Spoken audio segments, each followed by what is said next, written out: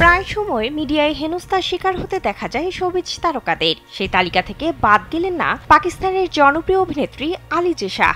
আবেদনময়ী রূপ ও অসাধারণ অভিনয় দক্ষতা দিয়ে লাখ লাখ ভক্তের হৃদয়ে জায়গা করে নেওয়া এই অভিনেত্রী হঠাৎ ঘোষণা দিয়েছেন শোবিজ জগৎ থেকে সরে দাঁড়াচ্ছেন তিনি। সামাজিক যোগাযোগ মাধ্যমে তিনি জানিয়েছেন এখানেই শেষ নয়, তার অভিজ্ঞতা এতটাই যন্ত্রণাদায়ক যে বিনোদন দুনিয়ায় আর কখনো ফিরতে চান না এই সুন্দরী। স্যান্ডেলিনা সো, রূপচর্চায় আভিজাত্য।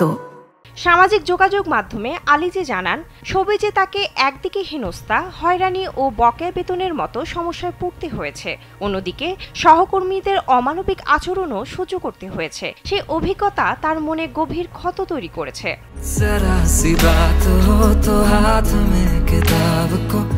অভিনেত্রীর ভাষায়, যারা মনে করেন আমি কাজ পাওয়ার জন্য বা প্রচারের জন্য এসব বলেছি তাদের ধারণা সম্পূর্ণ ভুল। এই ইন্ডাস্ট্রির কারণে আমি পোস্ট ট্রমাটিক স্ট্রেস ডিসঅর্ডারে ভুগছি। আমাকে এমনভাবে অপমান করা হয়েছে যে নিজের প্রতি ঘৃণা জন্মেছে। মুখ খোলা মনোযোগ আকর্ষণের জন্য নয়, বরং অন্ধকার থেকে বেরিয়ে আসার একমাত্র উপায়।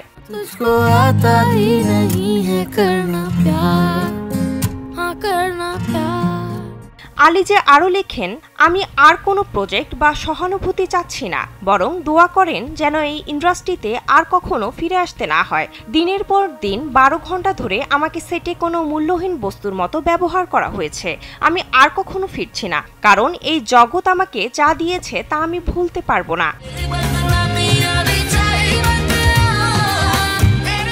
ব্যক্তিগত কষ্টের কথা জানিয়ে তিনি আরও লিখেছেন, অনেক রাত আছে যখন আমি দম বন্ধ হয়ে আসা পর্যন্ত কেঁদেছি। এমন দিনও গেছে যখন স্মৃতিগুলো আমাকে এতটাই অসুস্থ করেছে যে বমি করতে করতে শরীর ভেঙে পড়েছে। এই যন্ত্রণা সত্যিকারের, এটি আমার শরীর আর হৃদয়ে রয়ে গেছে। আমি শুধু একা থাকতে চাই।